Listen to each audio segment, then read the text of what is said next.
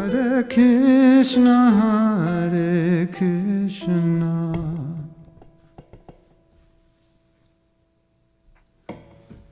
Krishna Krishna, Hare Hare, Hare Rama, Hare Rama, Rama Rama, Hare Hare, Hare Krishna, Hare Krishna, Krishna Krishna, Hare Hare, Hare Rama, Hare Rama, Rama Rama, Hare Hare, Hare Krishna, Hare Krishna, Krishna Krishna, Hare Hare, Hare Rama, Hare Rama, Rama Rama, Hare Hare, Hare Krishna, Hare Krishna, Krishna Krishna, Hare Hare, Hare Rama, Hare Rama, Rama Rama, Hare Hare.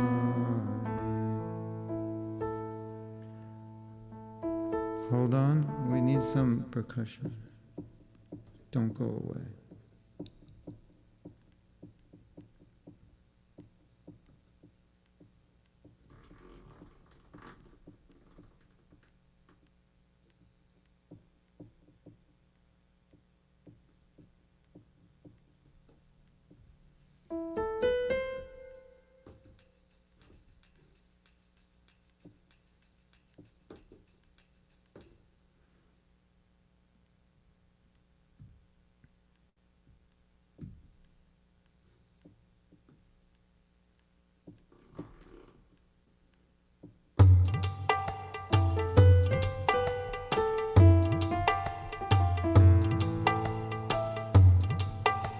Hare Krishna, Hare Krishna,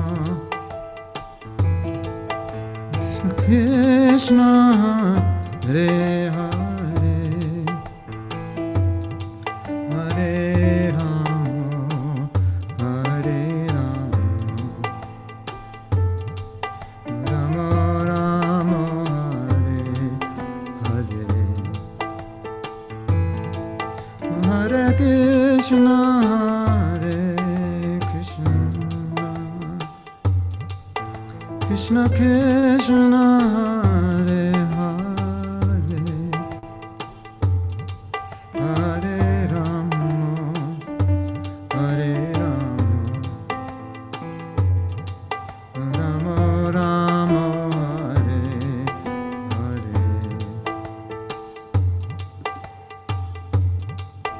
Hare Krishna, Hare Krishna, Krishna Krishna, Hare Hare,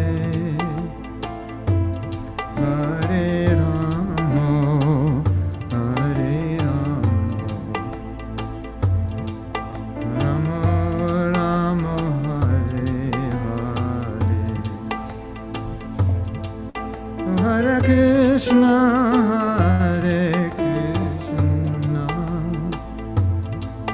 Krishna Krishna, Hare Hare, Hare Rama, Hare Rama, Rama Rama, Hare Hare, Hare Krishna, Hare Krishna,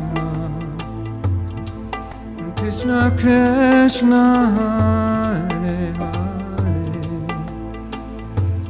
Hare, Hare Rama,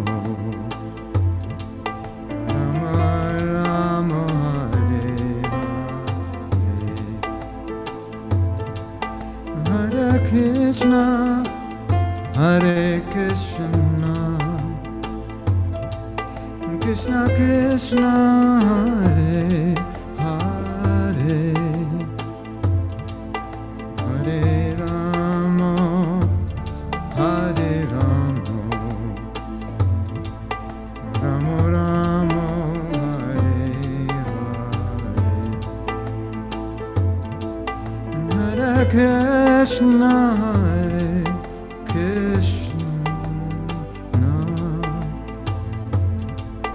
Krishna Krishna, Hare Hare, Hare Rama, Hare Rama,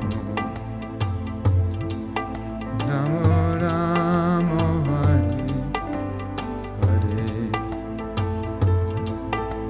Hare Krishna, Hare Krishna, Krishna Krishna, Hare Hare, Hare Rama, Hare Rama, Rama Rama, Hare.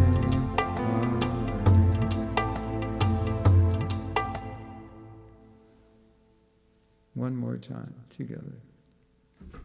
Hare Krishna, Hare Krishna, Krishna Krishna, Hare Hare, Hare Rama, Hare Rama, Rama Rama,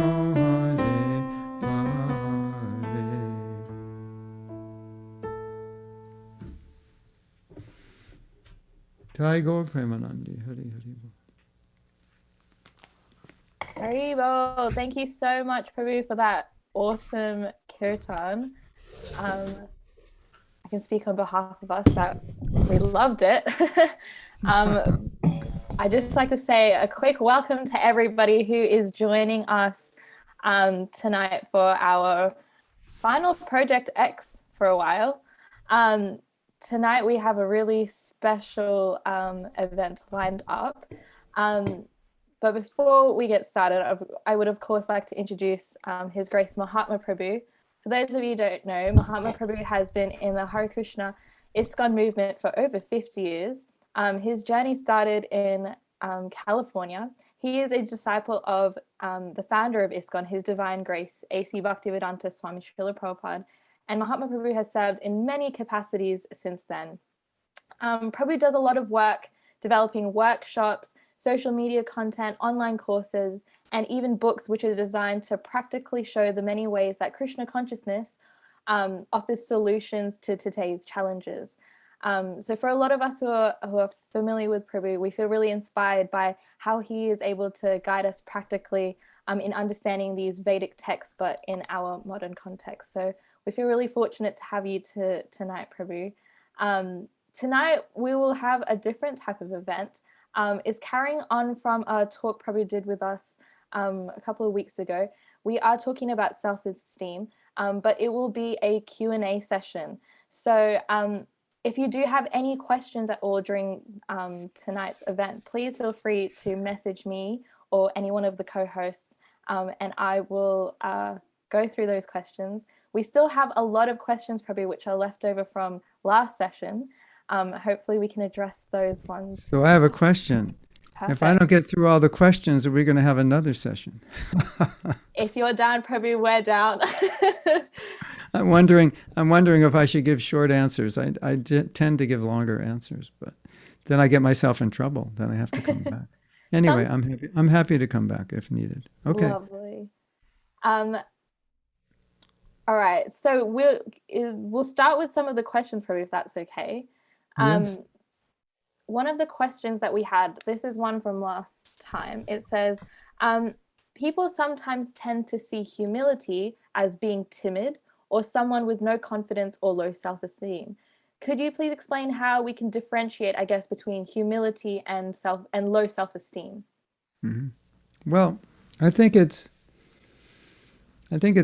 Let's start with this idea. Humility is power,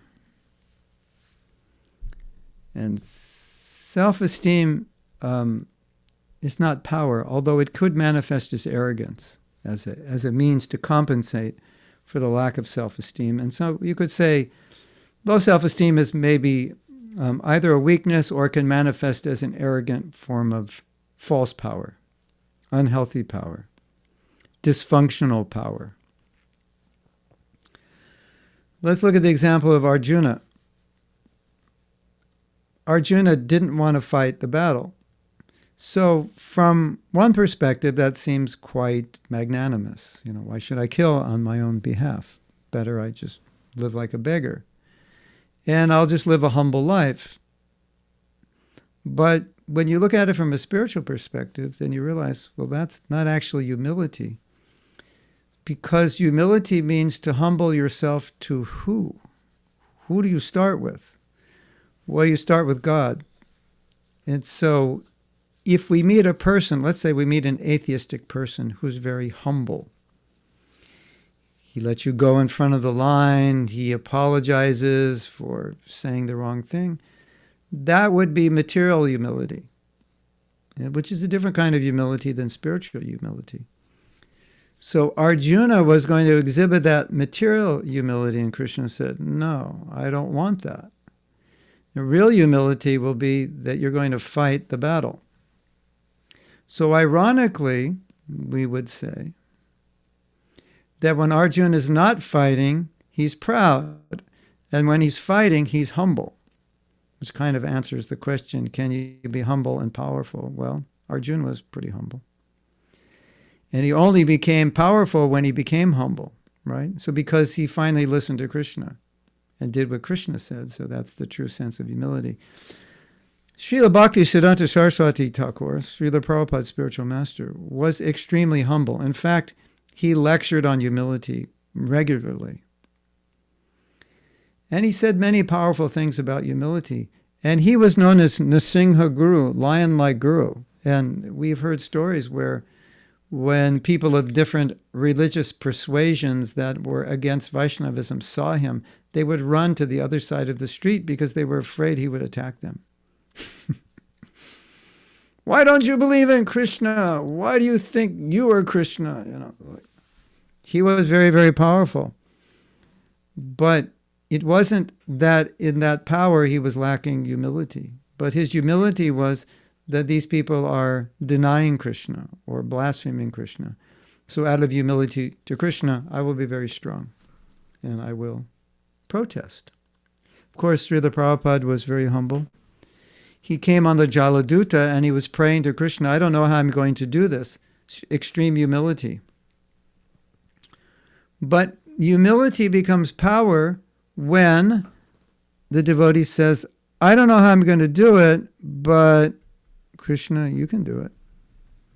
I don't know how I'm going to do it, but I have faith that you can do it. Whereas low self-esteem doesn't generally get beyond, I can't do this, or I'm not qualified, or what if I fail type of thing. Where genuine humility was Prabhupada's mood of, I'm going to try to do this and I might fail. You know those prayers on the Jaladuta. He was thinking, I'm probably going to fail. But he wasn't thinking, well, I'm going to fail and then I'll have to go back to India and everyone's going to call me a failure. So better I just get back on the boat. And that way, if I don't try, then I won't fail. And then I'll be okay. I'll save face. That's low self-esteem. Humility is, Krishna, I'm willing to try. I don't know how I'm going to do this. You want it done. If you want it done, you can use me. I'm willing to try. Now, if we look at humility in terms of power, We can say it's the greatest power. I would say let's use humility as a synonym for empowerment. Because if I'm humble enough to realize that everything is being done by Krishna, not by me, then Krishna can work through me. But if I'm so arrogant that I think everything's going to be done by me, then Krishna can't empower me because there's no humility because I think I can do it. So when I become very humble, then I become the conduit for Krishna's power. So who could be more powerful than the humble person? But I know where this question is coming from because I've heard it a million times. It goes something like this. Prabhu, if I'm humble at work, people will walk all over me. If I'm humble in business, people will walk all over me, etc. Right? Isn't that where this question is coming from? More or less, right? Okay, so let's deal with that. But we have to start with humility as an internal state of consciousness, which could be separated from your external behavior. In other words, if someone abuses you and you take it, is that humility and is that what you should do? Not necessarily. Can you set boundaries and be humble? Yes, because if something is destructive for you, either emotionally or physically, you have to set boundaries to protect yourself. Does it mean you're not humble? No, it doesn't mean, humility is a sense of your own connection with Krishna. Humility is a sense of your awareness of your own faults and how you need to improve. And humility is your willingness to apologize for mistakes. Your humility is your willingness to accept an argument which you disagree with, but it's a better argument. It makes more sense. These are all signs of humility. These are all important. And in fact, one of the biggest business gurus in America said the number one quality of a leader is humility. And he said, why? He said, because a leader who's humble will listen. He won't always think he's right. So are these good qualities to have? Yes. But if a person is abusing you, taking advantage of you, then you can set boundaries, but you maintain internal humility. But you act externally to create some boundaries to protect yourself. Now, there's another incident, which is really interesting. In our scriptures, it said that we should never tolerate the blasphemy of another devotee, and we should never allow any violence to be committed to another devotee. So you may have seen this or heard about this, but sometimes there may be someone on the street when we're doing Harinam that harasses the women. And one of our men goes up to that person, one of our humble brahmacharis goes up to that person and just kind of pushes him away and says, get out of here. Of course, that humble Prabhu probably has a black belt, so he's not afraid of doing this.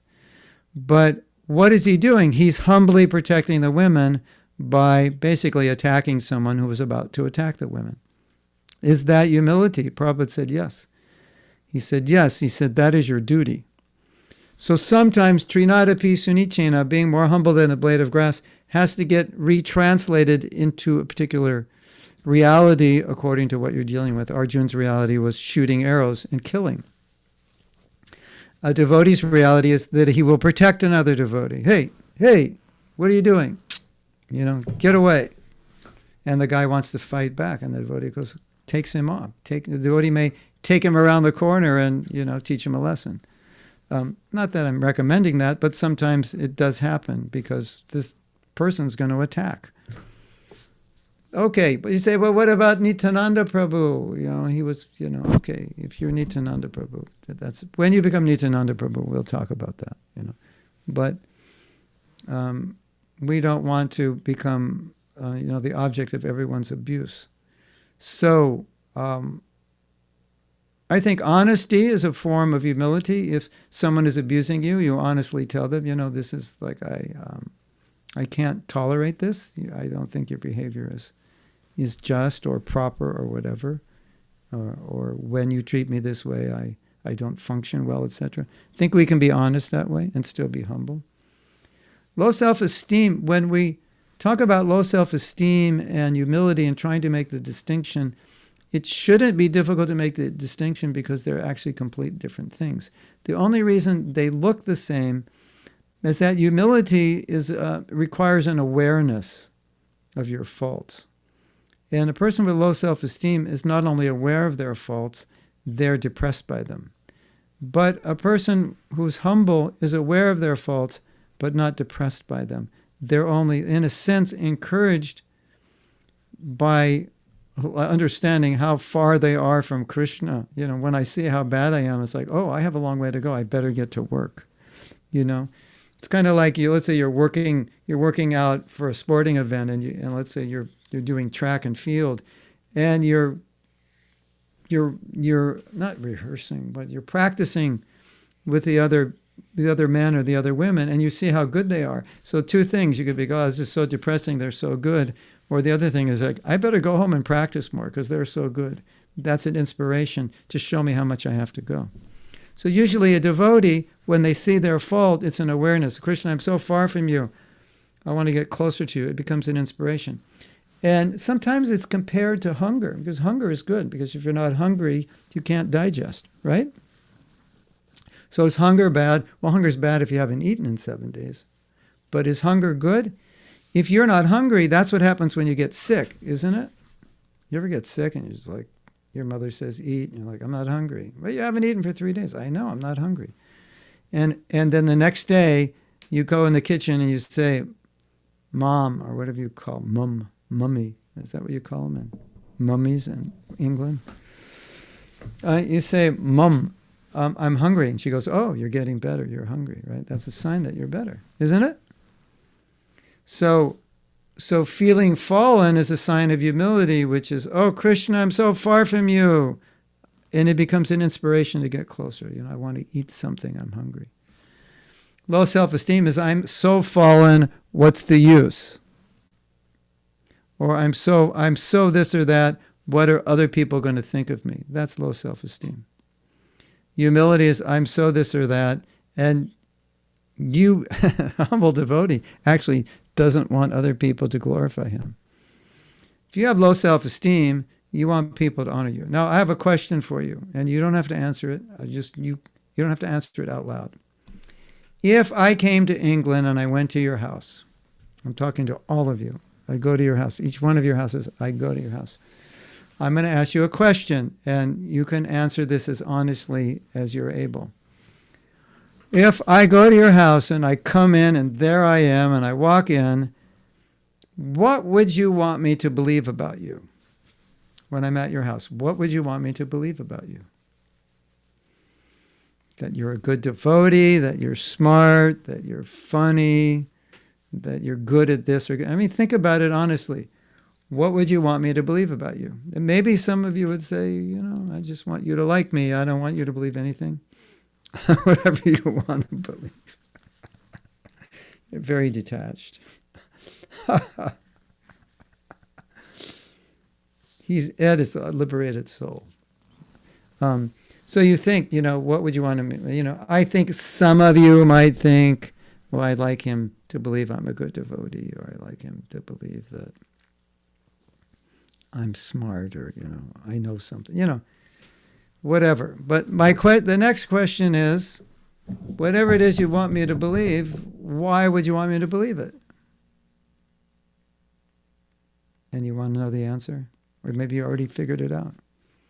Because you don't believe it about yourself, and you want someone else to believe it about you. Because then that you will believe it. If I believe it about you, it'll help you believe it. And you need me to believe it because you don't believe it in yourself. So whenever you're trying to impress somebody with something, it's because you don't believe it in yourself. That's what low self-esteem is about. Humility's not a problem, you know.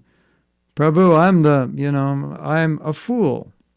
Look at Prabhupada. He's writing this prayer and he's saying, you know, I don't know how to do this. I don't have any devotion. I don't have any intelligence. And what's the consequence of someone who says, I have no devotion, I have no intelligence, I have no idea how to do this? He spreads a movement around the world. Interesting, isn't it? If that were low self-esteem, that would not have happened. But if a person, you know, has low self-esteem, would the result be that they spread a movement around the world? I don't think so. Do you? I doubt it. So when we have low self-esteem and then we look at what's wrong with us, we just become depressed. I hate myself. There's so many things wrong with me, right? And it's humility. Oh, look, I have to improve in so many ways. Krishna, please help me. I'm such a rascal. Please, I need your mercy more than ever. So low self-esteem, it just becomes depressing. You lose energy, and humility, you increases your energy. So in summation, we definitely want humility. Humility is empowering, but we can create boundaries with people. And we definitely know that it's not humility when it becomes depressing and discouraging and we're worried about what other people think and we're trying to impress. Humility does not try to impress people at all. It doesn't try to win arguments. It doesn't try to prove anything to anybody. But low self-esteem needs to prove. That's why I said sometimes when a person has low self-esteem, they compensate through arrogance. You think, this person, he's so proud. No, he's not. He's got low self-esteem. You know? It's interesting, isn't it? Okay. Did that answer the question or? Yes. I've just getting it from the person who asked and they said, yes, thank you so much, Prabhu. Okay. So thank you. It was really interesting, Prabhu, how you were making the distinction between humility and self-esteem and how humility is like very, I guess, it's empowerment.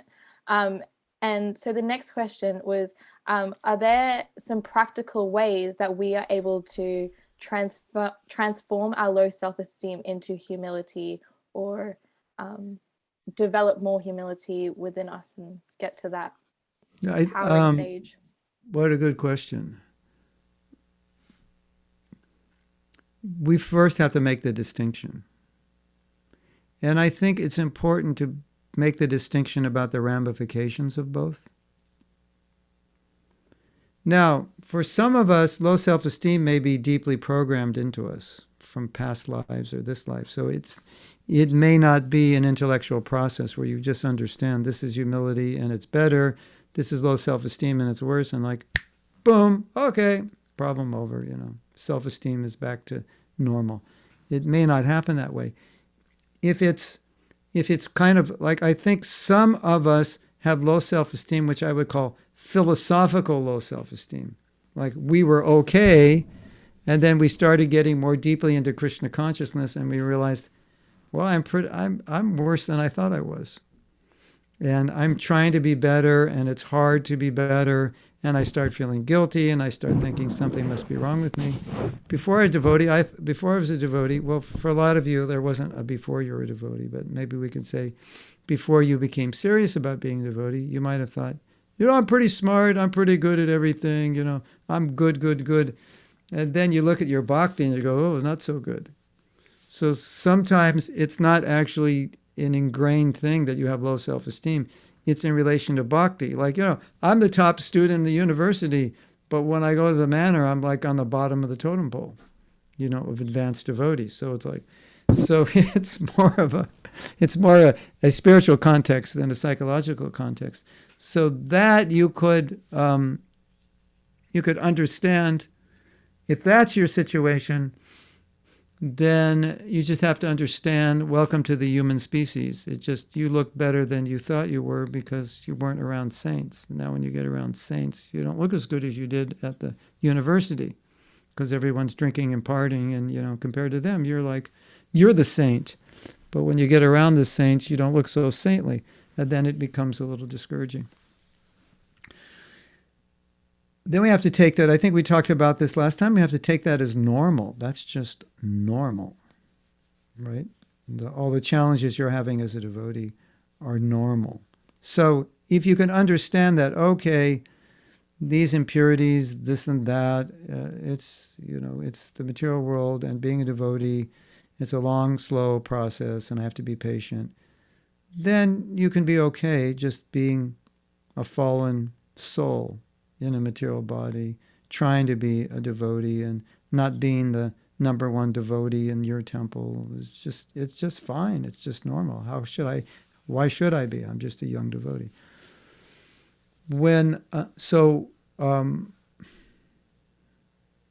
And then if you're in that situation, you just focus on, understanding what humility is and developing that. But if this is my experience, but this is a little unfortunate. If someone has low self-esteem and it's not philosophical in nature, it's not just a byproduct of, becoming purified and realizing how impure you are, and you didn't know that before you were serious about Krishna consciousness. If it's more ingrained in your psyche, then what I've found, unfortunately, is that sometimes trying to practice humility makes it worse. And the reason is because humility requires looking at your faults. That's what it means, right? To be introspective. There's songs, Bhaktivinoda Thakur, and he's listing all his faults. And you might look at those songs and you think, well, if I had to list all those faults of myself, I'd probably, have to go to the mental hospital to recover from that, So I don't know how to say this. This may sound funny, but I would say if, low self-esteem is an issue for you, you have to be a little careful about practicing humility, because you could merge them in a way that, you say, and I say, Mahatma Prabhu says, humility means you need to find your faults and say, but that's all I do is I live with my faults. And now he's telling me to find the ones I haven't even found yet. If I do that, I'll need a psychologist, I'll need a therapist just to be normal. So we have to be careful in doing that, and somehow we have to come to this point where finding our faults becomes, wow, I found another fault, good news. It has to become like that. Like, now I have something that I know is wrong with me that I can work on. Hallelujah, praise the Lord, Haribol. I found another fault. If you have low self-esteem, you already found enough faults for this life, isn't it? You don't need to find any more. So if we're going to transfer it, we have to transfer into, I found another fault. Good. It's good. It's good. If there's nothing else you get from today's class, if you can get this will be huge. It's good that you find another. I found something else wrong with me. That's good. Because before, I didn't know that was wrong with me. Everyone else knew it except me. I didn't know it. Now I found out it's wrong with me. Isn't that good? Now you can do something about it. See, the problem is when you can't do anything about it. You're like, I don't want to deal with this. I'm so horrible. I can't face it. I'm so bad. And then you get so negative that you can't actually look at what you need to do to improve. That's when low self-esteem is pretty critical. So you have to be a little careful when you're dealing with it. But if there's any way you can get your mind around this idea and adjust it to where you could actually feel good about finding out what's wrong, that would be fantastic. Okay, so we'll pick on Anandita. Not pick on her. Let's say Anandita, she's going out in the business world and she's trying to get a better job than she has. And I say, well, Anandita, the way to get a better job is you're going to have to be like this instead of like that. And she says, really? And I say, yeah, I know. I've had that job before. This is how you do it. So she has to know what she's not doing well, and she has to know what to do well to get that better job. And so Anandita says, wow, thank you. That's amazing. If I do this, I'll get that better job. I'll say, yeah, for sure you'll get it. So she changes what she was doing. She changes from doing it one way to doing it another way, which is an admittance that she was doing it the wrong way, but she's happy because she's going to get a better job. Can we be like that? Can we be happy to know that something is wrong with what we're doing and so we can do it better? Can we? I hope so. That's what's required. But we have to know what's wrong. And now let's change the scenario with Anandita. I'm not saying this would happen. So I say, Anandita, don't do it this way. Do it that way. And Anandita says, so you're saying something's wrong with me? No, I'm not saying anything's wrong with you. I'm just saying if you want to get the better job, do it. But why are you telling me that I'm not doing it right? Have you ever been there or seen someone do that? Have you ever done that? Someone's trying to help you and you're fighting them because they're telling you you can do it better. No, do it this way. It's much better. No, I didn't ask you for your advice, okay? You understand that? Something like that. So that's where the low self-esteem kicks in. So that's a red flag if you're like that, because how can you improve? But we should be happy to know what we can do to improve. I mean, I'm sure you'd all be happy to learn how to get a better job, right? But if it's a personal quality, sometimes we take it personally. And so with low self-esteem, everything's taken personally. With humility, it's just taken as, this is a contamination. That's all it is. It's just a contamination. It's not who I am. I'm spirit soul. I'm a divine being. This contamination is not me. Low self-esteem, this contamination is me, is my identity. I am not a spirit soul any longer. I am this bad quality. That's low self-esteem. It's a your core identity becomes what's wrong with you. And that's why it's hard to say, Anandita, you didn't do this well.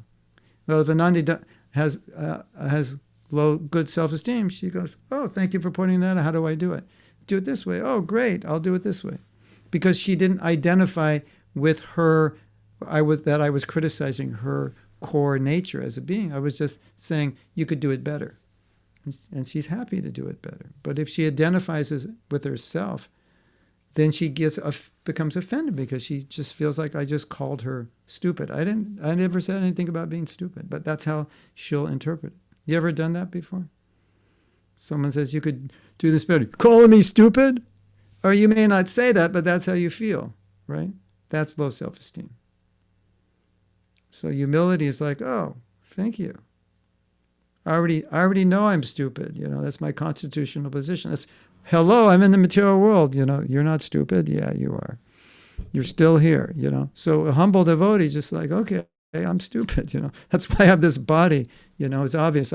I'm showing this body to everyone. That means I'm stupid. I can't hide it. So I'm okay with that because I have Prabhupada's books, which will make me less stupid every day. So no problem. So it's something like that. I don't know if that's the full explanation. That's a big topic, but it's some explanation. Thank you, Prabhu. The next session we have, it says, how can we care for people that close off from the support given to them? They may not want to feel vulnerable when opening up.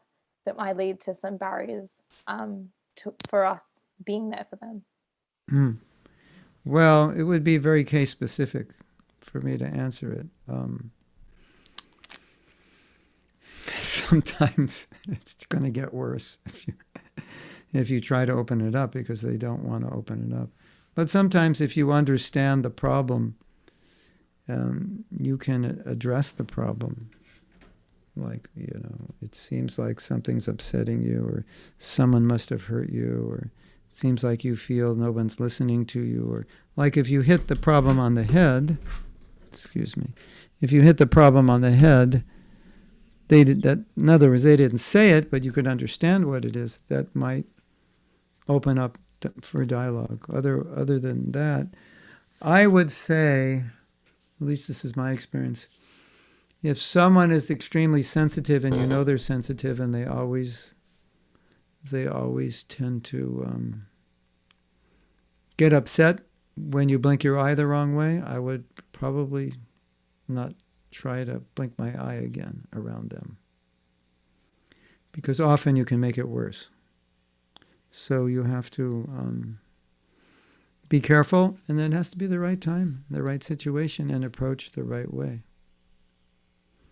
Or, you could suggest some, I heard this class you might want to listen to. Of course, they could get offended when they see the title of the class, Low Self-Esteem in Krishna Consciousness. Are you suffering? So you have to be sensitive. And one of the problems that low self-esteem causes is it causes bad relationships, because Often when we have low self-esteem, we depend on people to behave a certain way towards us because we're so sensitive, and they can easily offend us. And then we're always getting upset with devotees because they don't understand us and they don't treat us, and so forth. So that's unfortunate, and you want to avoid that. Sometimes there's nothing you can do, and you just have to wait for that person to realize that they need help, or they have to wait for them to realize the problem. And you have to be sensitive enough to know.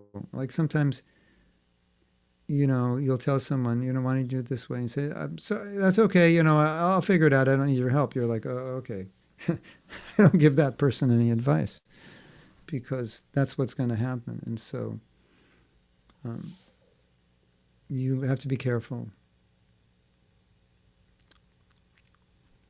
Behind every complaint is a need unmet. And so if you can understand the unmet need, if you're that perceptive and sensitive, you may be able to say something. It looks like you're feeling insecure. It looks like you're feeling unheard. It looks like you're feeling unacknowledged or something like that.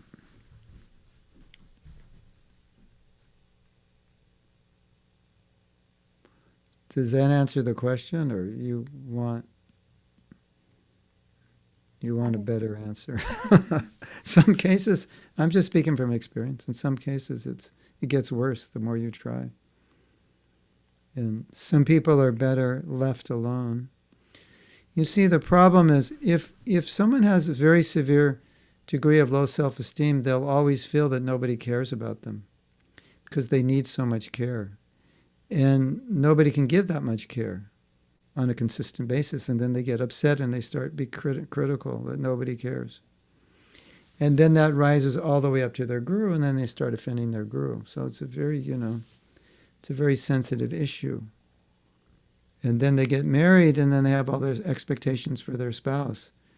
My wife was talking, my wife's a marriage counselor, she was talking to a woman the other day, and the woman was saying, I want my husband to be like this and like this and like this and like this, and he's like that and he's like that, but I need him to be like this and like that and like this and like that. My wife started laughing. She said, no man is like that. You need a girlfriend. You don't need a husband, you need a girlfriend. Husbands aren't like that. She says, my husband's not like that. He's never going to be like that. He's a man. They're not like that. So, I think it's better to address this course in the sense of, if I have low self-esteem, then I should be aware that, I have expectations that are just putting lots of pressure on people, and I should, lower my expectations, and I should expect more of myself in terms of affection and care than from others. So that's important, especially when you enter marriage, because you could expect something from your spouse that's like impossible. Only because you're lacking it yourself, and if you weren't lacking it, you wouldn't need it from them. Do you ever notice how men and women are different? Have you noticed that? No, Prabhu, I never noticed. Really? They're different? Yeah. I was just thinking this morning, it just came up in this discussion. When I was 16, I had a Volkswagen Bug. And you could make the Volkswagen Bug sound like a Porsche if you took off the muffler and put in a different kind of muffler on it. Because the Porsche engines, in those days, the Volkswagen engines and Porsche engines were just, Volkswagen was just a small Porsche engine. And you could get it to sound really cool, and you could put on different hubcaps, right? And then you could race down the street. Now, ladies, I have a question. How many of you at 16 were doing that? Any of you? And I remember while I was doing that, my sister was spending the whole day getting ready for a date she was going on. She was starting at 3 o'clock, getting ready for a date she was going to go on at 7. I'm like, takes me like 3 minutes to get ready. Like, what's the problem here? And, men are different, obviously, and women are different, right? And so, sometimes those with low self-esteem will expect their spouses to fill up the emptiness in them that a man can't fulfill in a woman and a woman can't fulfill in a man. It's because we're different and we think differently. And, men are men and women are women. And there's some limit of how much a man can be a woman and how much a woman can be a man. So guys, if you want a man for a wife, then, probably don't marry a woman because they're women, and vice versa. You want a girlfriend for a husband, then don't marry a guy because they're guys. They're different, They don't like to go shopping for clothes. They like to go shopping for big televisions and sports cars and things like that. So, be careful about that.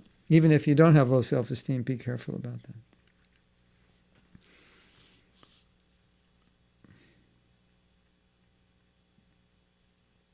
Yes. Thanks, Prabhu. I think building on from that, I have a question about, hold on, I'll read it out. How do we truly know we are ready for a relationship and not just getting into one to fill a personal void? Yeah, very good question. I think the person who asked that question needs to answer that question because I may not know. That requires, it's a pretty honest question to ask, and it requires an honest answer. But I can say one thing. After you fall in love, it's usually too late to think straight. So once you fall in love, you can't objectively answer this question anymore because you just want the person. So you don't want to answer this question in a way you realize this is the wrong person, isn't it? So I always say be careful because, be careful who you fall in love with, because once you fall in love, you lose discrimination. You got to do all that before the hormones start, rising. Isn't it, Gopinath? What was the question again? How do you know if you're truly ready for a relationship or you're just trying to fill a void? You're just trying to fulfill a personal void. Personal void. Well, in some sense, every relationship is filling some void, because if you're a woman, there is a void for a man and vice versa. But if you find yourself that you can't just be happy on your own, and that's a problem. Because then, the worst possible thing that can ever happen is a person who is not happy gets together with another person who's not happy, and they both are depending on the other person to make them happy. That is a horror movie in the making.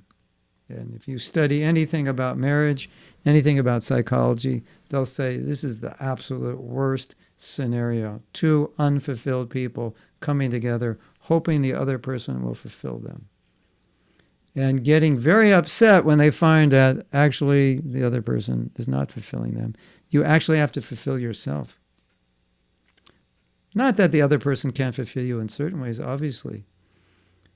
But fundamentally, you have to be satisfied in who you are, what you are, a sufficient level of self-esteem and so forth. Then when you get married, you'll be independently dependent, if that makes sense. Something like that. Does that make sense? Yeah. One thing I read about this, I don't know who wrote this. Such a simple thing. A psychologist said something to the effect that whatever you're wanting from other people, just give it to yourself, because then you don't need it from them. Like let's say Ambika. I come to Ambika's house, and Ambika she wants me to think she's a really good artist. And I say, Ambika, you don't have to worry if I think you're a good artist, because as long as you think you're a good artist, that's all that matters. right? Because you feel confident in your art. That's what matters, right? And what we say to ourselves has much more effect than what anyone says. Because you could say I'm stupid, and I can say, I don't believe you. I think I'm smart. So you don't affect me. What affects me is when you say I'm stupid and I believe you, right? So if I go to Ambika's house and Ambika is like totally confident I'm a good artist, that she's a good artist, and I look at her art and I go, oh yeah, it's okay. It's not going to bother her because she's like, well, I guess Mahatma Prabhu doesn't understand anything about art, which is true. I don't, you know. So why would you worry about what I say? I don't know anything about art anyway, you know. So, but if she's confident, then, you know, nothing can throw her off. And sometimes, oh, you want to hear a really interesting story? Since we haven't told any stories now, you must be getting bored by now, right? It's time for a story. So I have a friend, some of you know him, Havidas. So Havidas, I met him in Los Angeles in 1972, and we would go out and do kirtans at university. And he was like this genius musician, which I didn't know until he started doing kirtans. And he could play a bhajan and a kirtan exactly like Prabhupada, to the nuance, like every nuance. And I never heard anyone, you know, we kind of play it like Prabhupada, but not perfectly. It was like, whoa, who's this? Where's he coming from? Anyway, he had this idea that he could become a famous musician in his country, Venezuela. You know, he's a devotee. He started the temple in Colombia, you know, temple president, this and that. And he just got it in his head. So he went there and he wrote a song. And he gave this song to one big star, one big rock star. And the rock star looked at the song and said, the song was about a mountain. It was a song about a mountain in Venezuela. And this rock star said, nobody's going to want to hear a song about a mountain. You want to hear a song about a mountain? Do you? You know what happened with that song? Havidas became one of the most famous musicians in Venezuela. And you know why? It was that song. That's the song that made him famous. The one the other person said was not going to do anything. So fortunately, Havidas didn't care what that person said. And then later on, Havidas, like a couple of years ago, he told me, he said, every song that he would bring to the record label that everybody liked, it was never popular. It was only the songs that half liked and half hated.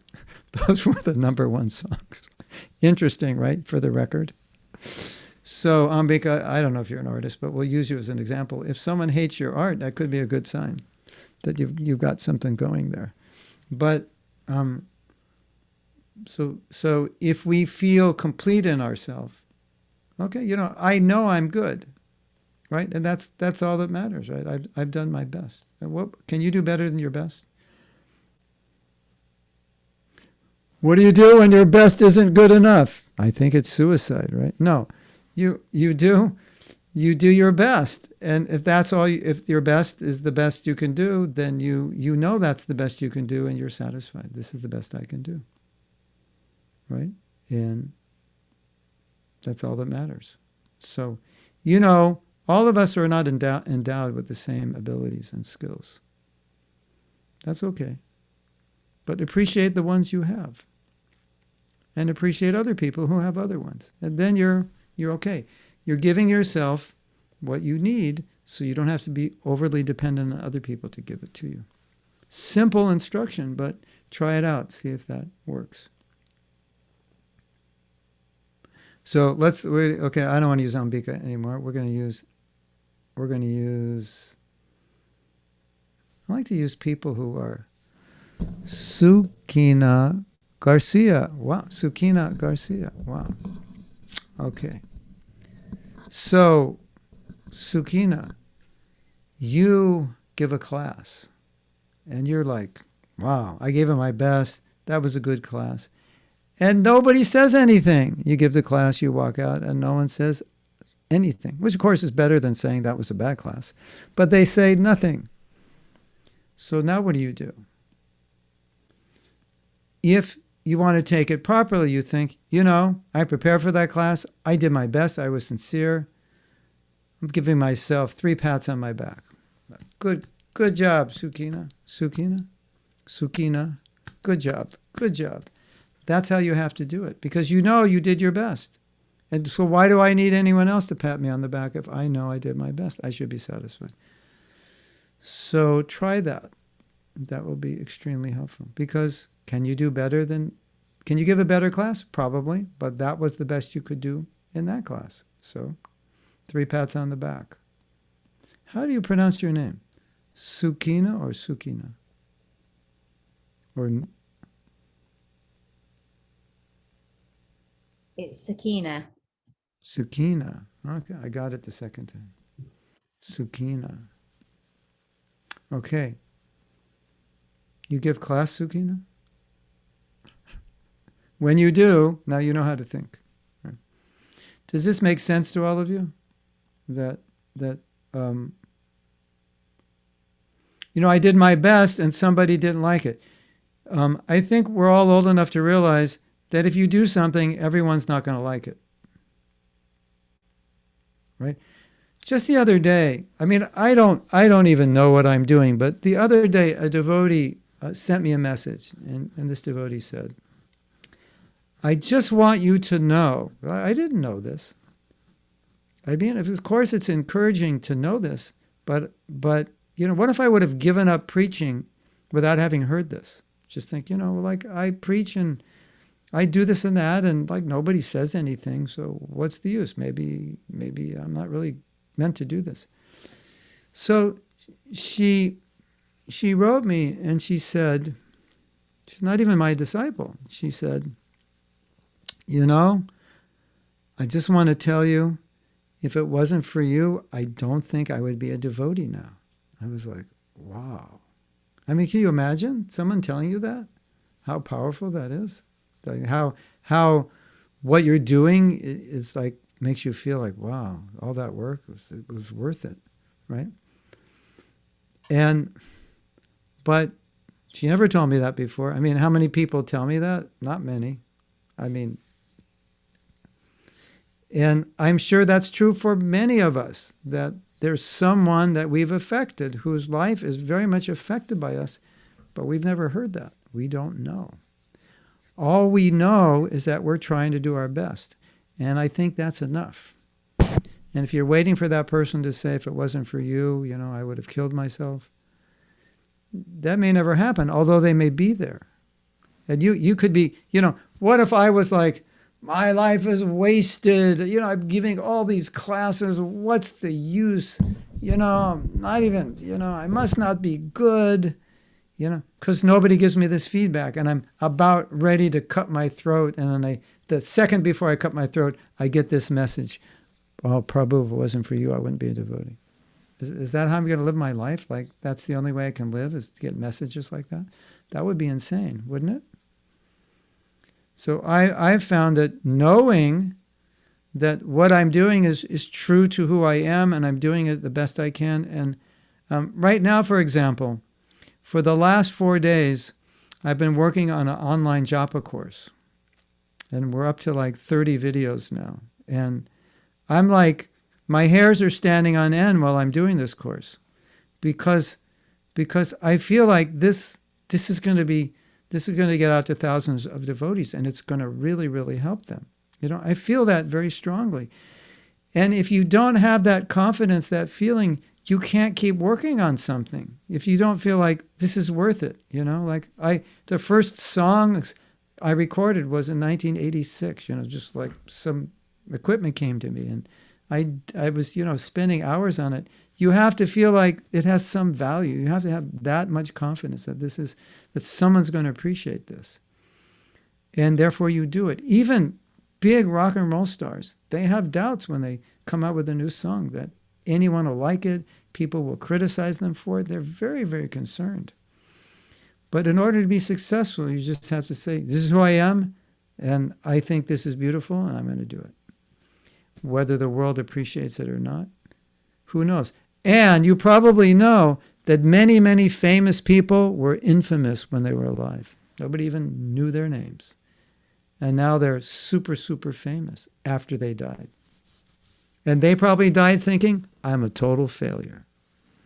So don't die thinking you're a failure just because you're not famous or wealthy or whatever. You feel in your heart you're contributing. Sometimes you're just contributing to one person. That's it. You're just helping one person. And Prabhupada said, if I can make one person a pure devotee, my whole mission would be a success. Okay, I've come to America, spread Krishna consciousness all over the world. Maybe I'll find one person who'll become a pure devotee.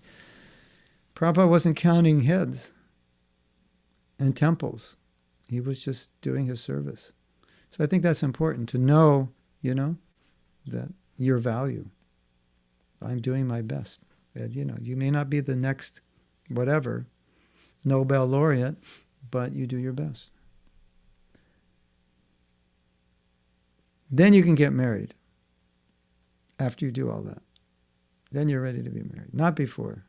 Because you will drive your spouse nutty if you're depending on them to make you happy. They will fill up a part of your life.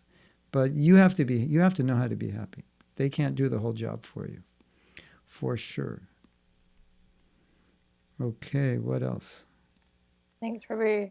I think that also goes back to the point of humility as well, just feeling like you are just doing your best and just trying and leaving it up to Krishna at the end of the day. Yeah. I mean, there's so many people who are going to do better than us. But I think all of us have some specific skill, nature, something that's special about us. And, we can hone in on that and do that. A lot of times, I'll just say in my own life, maybe it's my nature, but I help a lot of devotees individually, and sometimes I think, well, I should be on TED, and I should, have, 1 million people on my Facebook page, and so maybe that will happen someday. But other times I think, well, maybe that's not what Krishna wants me to do. Maybe it's this one person who says, you saved my life, or this one.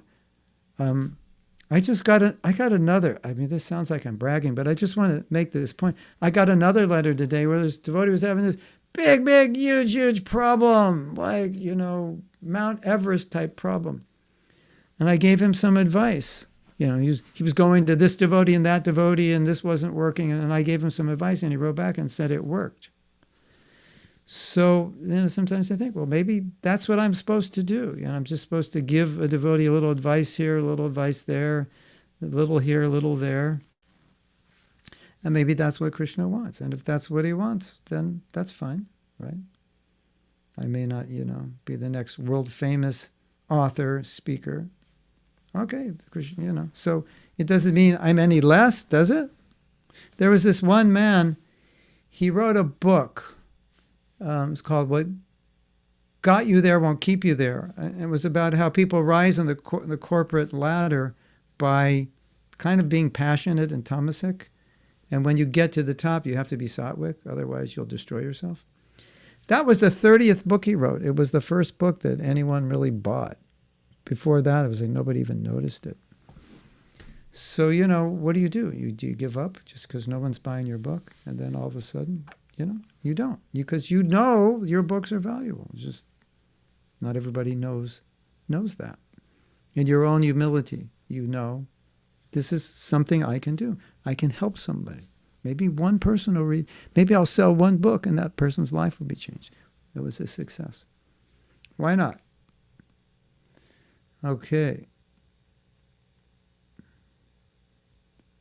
Just probably before I ask the next question, we still have a number of questions.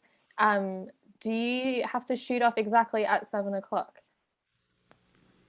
Well, my 7:00 is 2:00, so no, it's up. If you want to sit and listen, then I'll keep going. Yeah, just because some of these questions I think might take a little longer to answer as well. I'm so excited. I feel like sharing with you what I said in all my japa videos. I was like fired up this morning. This course. How can you be a humble devotee and tell the devotees that the course you're making is fantastic. I don't know how to do that.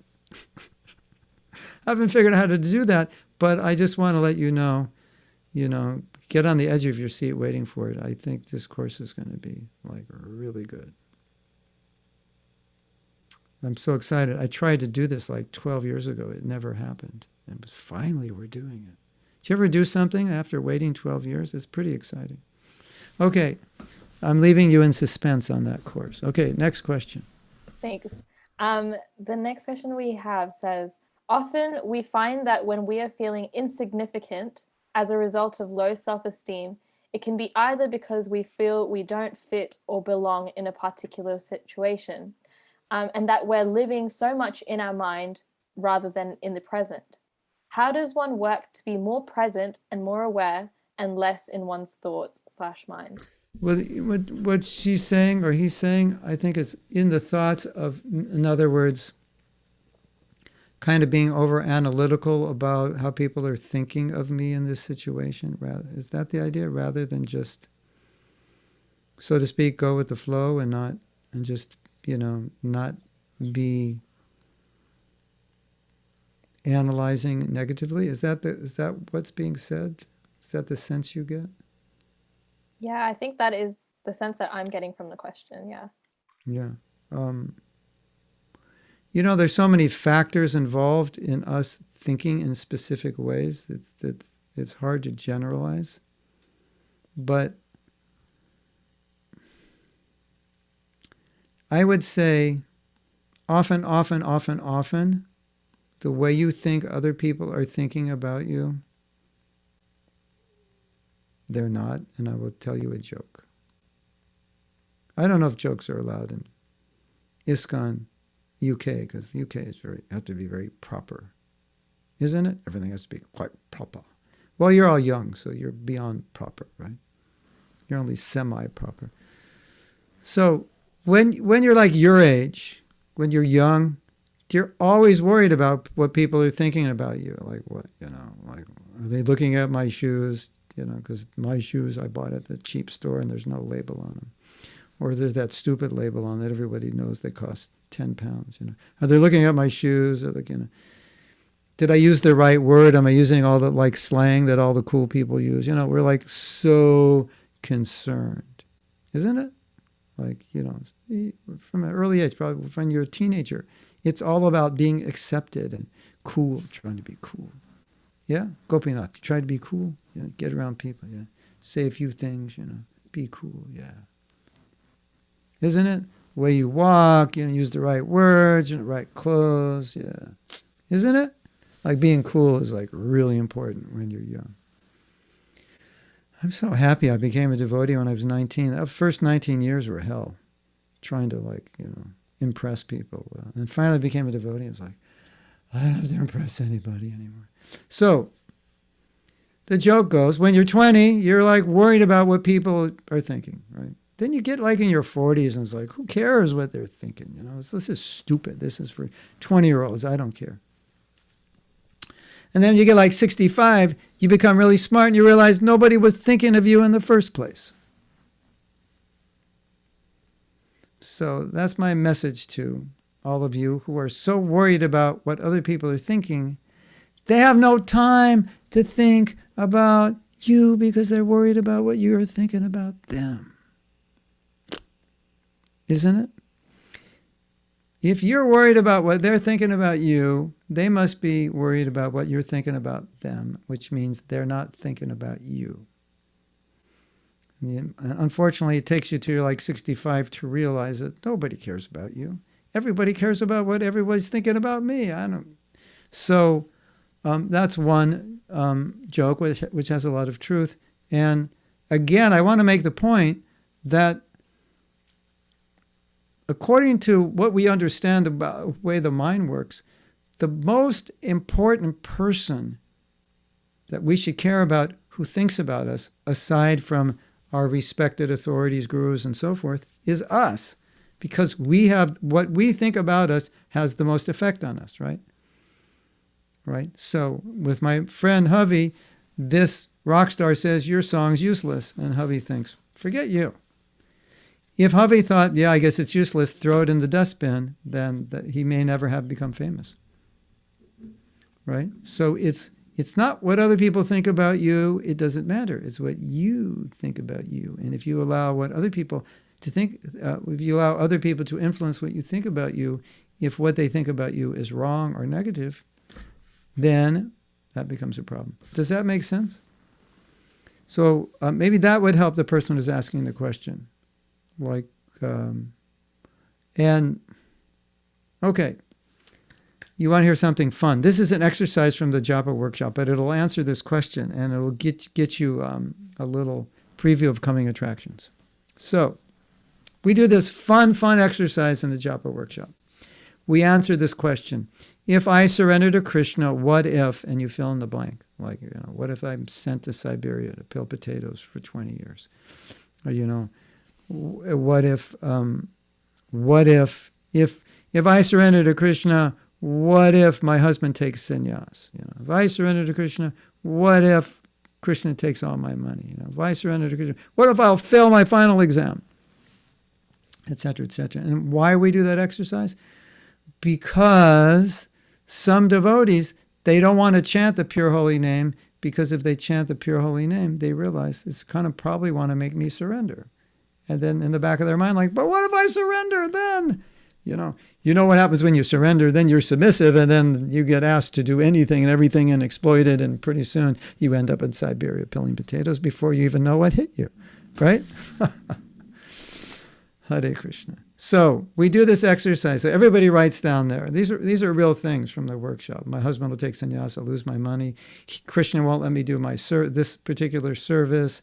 He'll send me to another city. He'll make me marry an old man with 10 kids and 3 wives, whatever. That, isn't that Krishna did that? Lord Chaitanya did that, he did that to the young girls, He would worship me. If you don't worship me, then you'll all be married to old men with 3 wives. So we write them down on a piece of paper, and the fun begins. You give that paper to your partner, and then your partner reads it back to you. But they read it as if it were their fears. And you are now the counselor, and you have to counsel them. So they're reading you your own fears, and you have to counsel back to them. Isn't that interesting? You could try this yourself. You could write down your fears and then read them and pretend, or get somebody and say, okay, I'm going to counsel you. So what happens when you counsel somebody with your own fears? Well, you kind of lose sense that they're your own fears because you're thinking it's their fears. What do you think happens? You start laughing because you realize those fears were completely ridiculous, absurd, insane, and you just start, I'm thinking my husband's going to take sannyas. That guy will never take sannyas in 100 years. What was I thinking? Krishna's going to steal my money. Like he's surrounded by hundreds of thousands of Lakshmis. Like he needs your money. You don't even have that much, And so you just go down the list and laugh and laugh and laugh and see how all your fears are just illusory. So in this scenario, when this devotee is saying, I can't be present because I'm so mental about what people are thinking, probably I would guess that 99% of what you're thinking, they're not thinking, is just imagination. I just did a video yesterday, which I don't know when you'll see it. It comes out as my daily video, but it's called making a mountain into a molehill instead of the other way around. Making a mountain out of a molehill. This is making a molehill into a mountain. And so I was realizing through all the work I do with helping devotees that a lot of devotees are really good at making mountains out of molehills, but sadhus make molehills out of mountains. You know what a molehill is? It's some kind of bug, and it knocks up some dust, and you get a little dust on the ground. So I think we should realize that a lot of us are making mountains out of molehills, and we should learn how to make mountains into molehills. I don't know if that helps. That's one answer. There may be other answers depending on the person's situation and psychology. But I would like to bless all of you with a Shakti I was born with. And this is a beautiful Shakti. And the Shakti was, I don't care what other people think. I don't. I just know what I have to do, and I'm going to do it. I'm like one stubborn. My father would say, "You never listen. You never listen." So it's a bad quality, but it can be a good quality. I'm smart enough to listen when it's good advice, but I think I'm smart enough to not listen when I don't need to. It's not going to help. And so, I just was endowed with that quality. Sometimes I see devotees do something, they're having meetings, strategic planning. I'm looking at that going, nah, I'm not going to do that. I'm going to do this. This is going to work. And, maybe they'll end up better, maybe not. It's just my nature, for better or for worse. So I think we all need a little bit of that to just be able to deal with what's going on in the world. It's okay if you don't wear Nikes or whatever, Reeboks or whatever what's the latest happening shoe? Reeboks used to be like the thing like in the 80s. If you didn't have Reeboks, you were like loser on steroids. So now what is it? Nike, right? What else? I'm so out of it, I pride myself on being out of it. It saves a lot of money, because I never cared. My wife will say, well, I don't want to walk. I don't want to go with you the way you dress. And I go, it's my own fashion. I'm starting a new style. Everyone's going to dress like this. Just wait till I become famous. Everyone's going to dress like this. So, that's, do you know the most successful people, they don't follow the crowd. They go off and do something no one's done and they don't care. Did you know that? And that's why they become successful, because they enter a space, there's nobody there because nobody's doing it, because everybody's trying to do what everyone else is doing, and they go do their own thing. So, I think we need a little bit of that, especially to be a devotee, because you really have to be different and appreciate being different.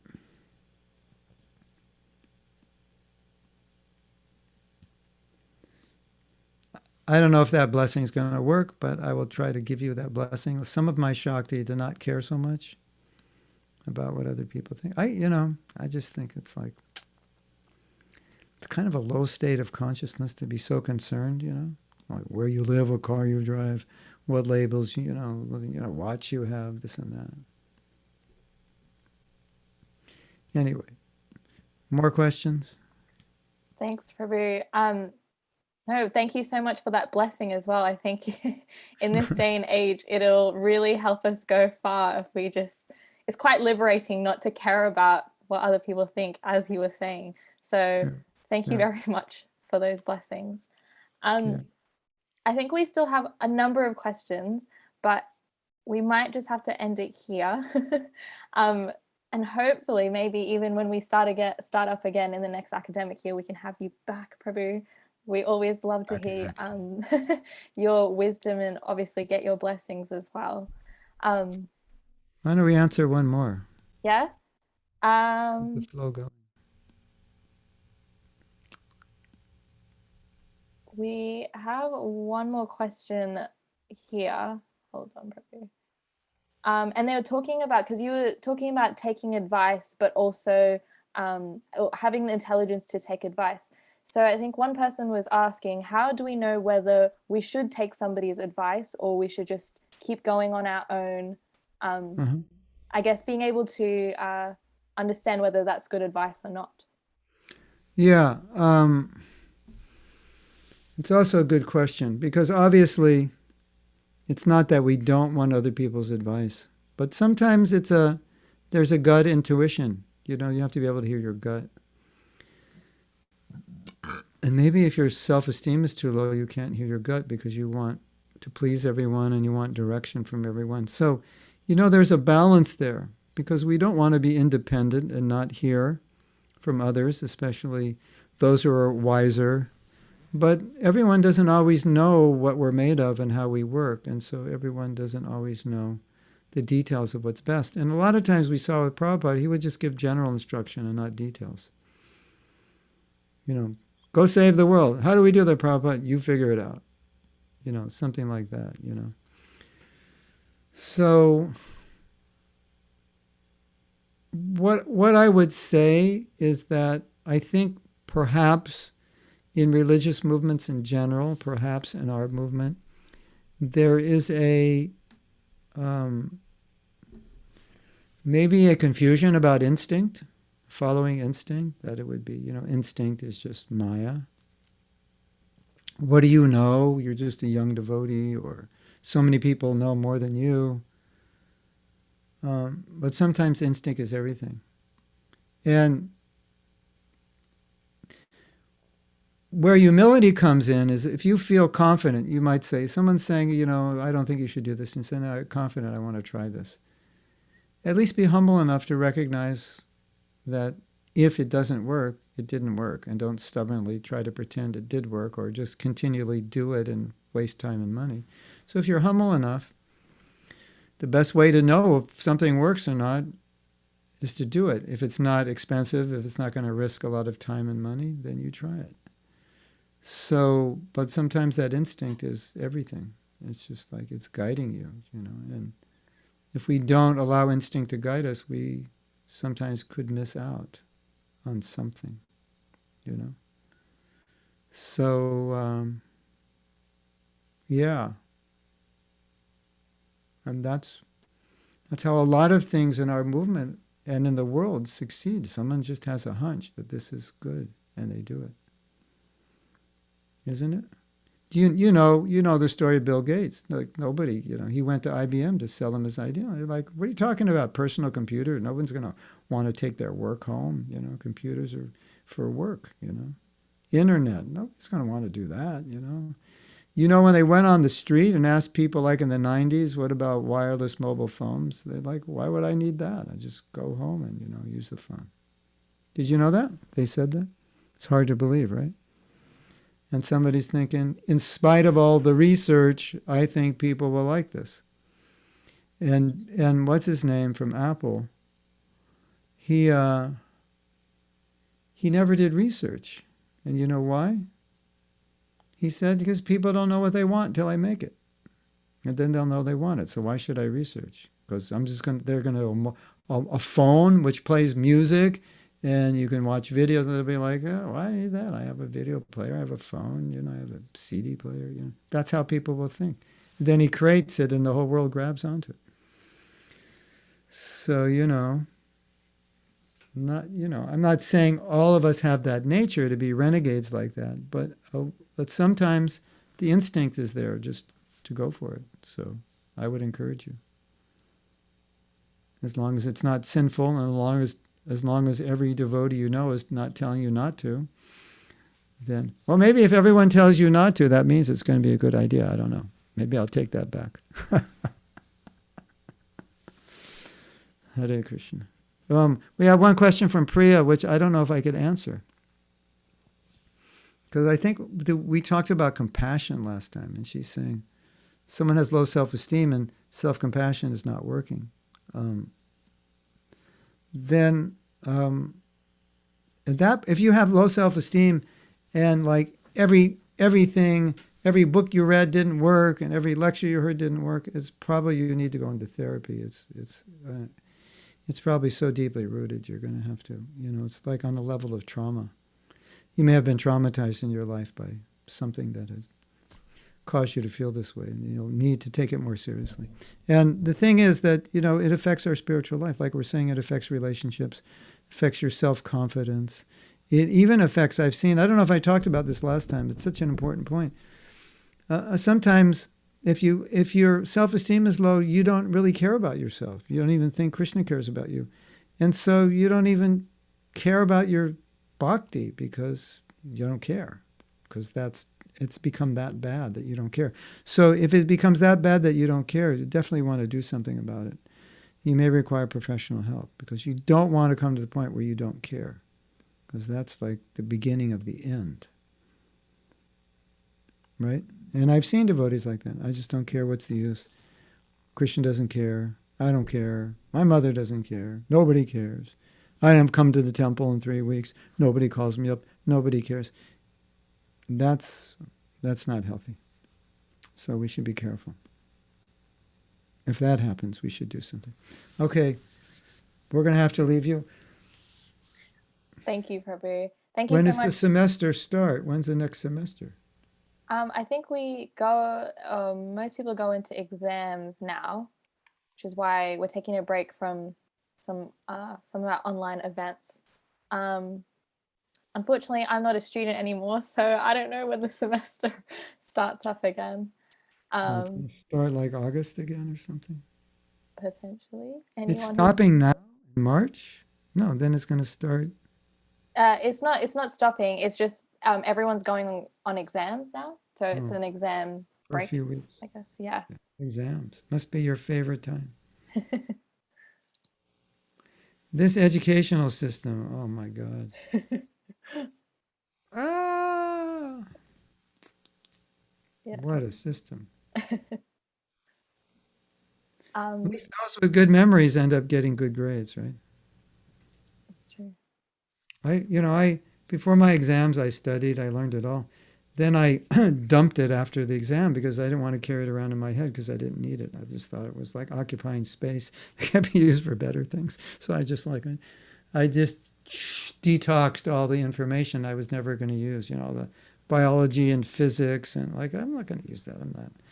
I'm a creative person, artist. I'm not like a scientist. I just got rid of it. So could leave my brain open for creative activity. What a crazy system, huh? Okay, that was my comment on education. Now that makes you all more depressed than ever because you know that's true and you have to study. Yeah, I shouldn't have said that. I'm sorry. I apologize. Okay. Thank you, So, Prabhu. Hare Krishna to all of you. We'd just like to say thank you so much once again, Prabhu, for coming back for part 2. We really, really appreciate it. If anybody does have any more questions, I know that there are some we didn't get to, but please, I'm pretty sure Prabhu's links are being left in the chat as we speak. So please, you're welcome to contact Prabhu if you'd like to. And we'd definitely love to know, Prabhu, we had some questions about this Japa retreat. And how people can sign on for that, if there is a sign on or anything like that. The course I'm working on now? Yeah. Oh, Or is it still in the make? I just started working on it on Monday. Awesome. And, well, can I show you one part of the course? It's really funny. Can I share my screen? Please. Everybody's saying yes, so go ahead. This is just to make you laugh. I want to share my screen.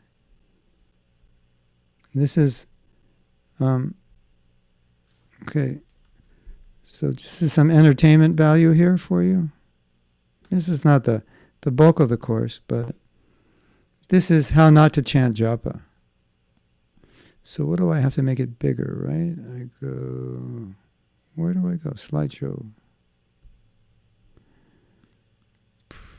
From current slide. Okay. This is how not to chant japa.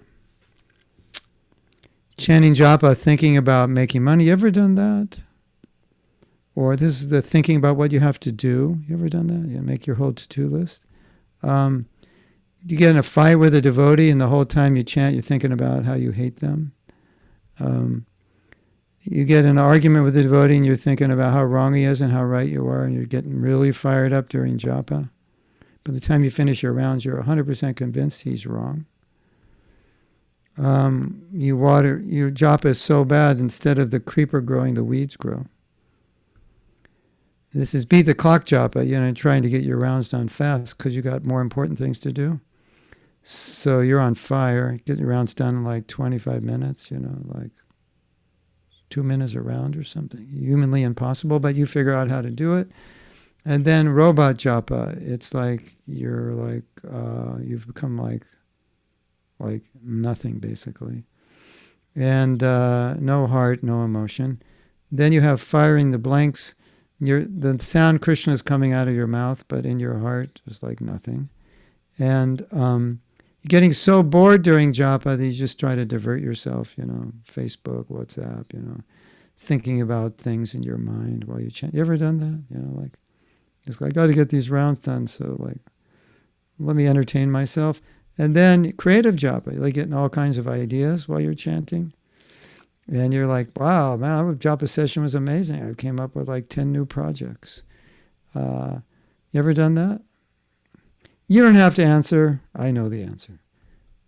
A Novocaine japa, it's a corollary of robotic japa. It's when you chant and you feel absolutely nothing while you're chanting. Have you been there and done that? And then there's driving japa, which, I went and tried it in London anyway. Hard to concentrate on your japa. And then there's no japa. Now this japa is really cool because two devotees are talking, and while they're talking, they're fingering their beads. You ever done that? So they're having a conversation, and then after, the conversation, they pull the counter bead down. I just chant around. I don't know how I did it. It's somehow or other. Yeah. That's called no japa. And then there's prajapa, which because he's talking about that sannyasi who ran off with that young brahmacharini, right? That's what they talk about. That's what brahmacharis talk about during japa, right? And when you do prajapa, you end up with chat and be happy, just like you don't get your rounds done, but you have a good time. You ever done that? It's like 2 hours later, you're still on your first round. That was chat and be happy. But now you have to finish all your rounds. And then there's reading japa, which you need 2 heads to do. And since I haven't seen anyone today with 2 heads, I don't think you can do it.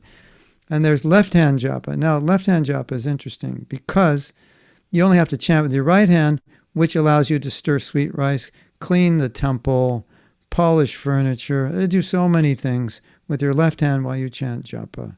And as many devotees said, my left arm has become very strong since I became a devotee. So that's the humorous part of that's the humorous part of the workshop. How not to chant japa, yeah. Hare Krishna. Thank you so much. That's a preview. That's a preview. Thank you so much for that preview, Prabhu. I can speak for myself. I'm definitely looking forward to it. Whenever the actual workshop comes around, hopefully we'll all be able to join in as well. Now, if you're guilty of any of those, I'm going to charge you a fine. You have to pay a fine. Okay, yeah, it's going to be good.